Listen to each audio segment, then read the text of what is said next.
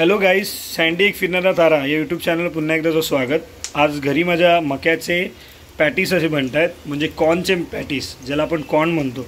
त्या कॉर्नला पॅटीसमध्ये रूपांतर करून बनवण्यात आलं. पण त्याच्यामध्ये जी काही इन्ग्रेडियंट्स टाकले आहेत ते आता तुम्हाला माझ्या वाईफ पूजा सांगतील. काय काय टाकलं पूजा याच्यात?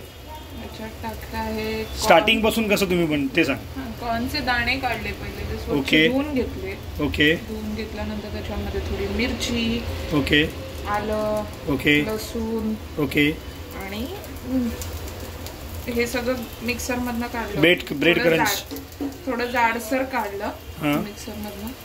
आणि नंतर मग त्याच्यामध्ये मी टाकलं आहे, ते थोडं नरम होतं, सॉफ्ट होतं, त्यामुळे त्याच्यामध्ये मी टाकलंय तांदळाचं पीठ.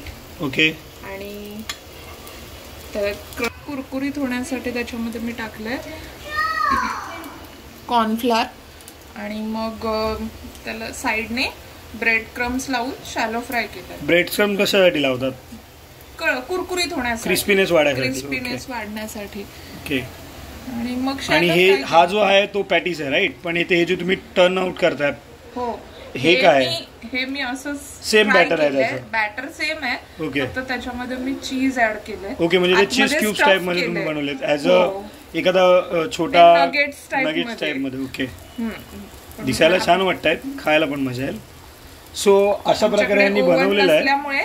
आता मी तुम्हाला एक शॉर्ट मध्ये दाखवतो. यांनी जे पोळे काढले ते किती प्रकारचे आहेत पॅटीस. त्या पॅटीस यांनी, आता हा एक आहे पण असे बरेचसे यांनी काढलेले आहेत. पॅटीस पण काढलेले आहेत आणि नगेट्स पण काढलेले आहेत. आणि त्याच्यासाठी लागणारी कृती पण तुम्हाला सांगितलेली आहे. प्रथम तुम्ही मक्याचे दाणे जे असतात ते तुम्ही वेगळे सोलून ठेवायचे, काढून ठेवायचे. त्याच्यानंतर त्या मक्याच्या दाण्यांना क्रंच करायचं आहे मिक्सरमध्ये.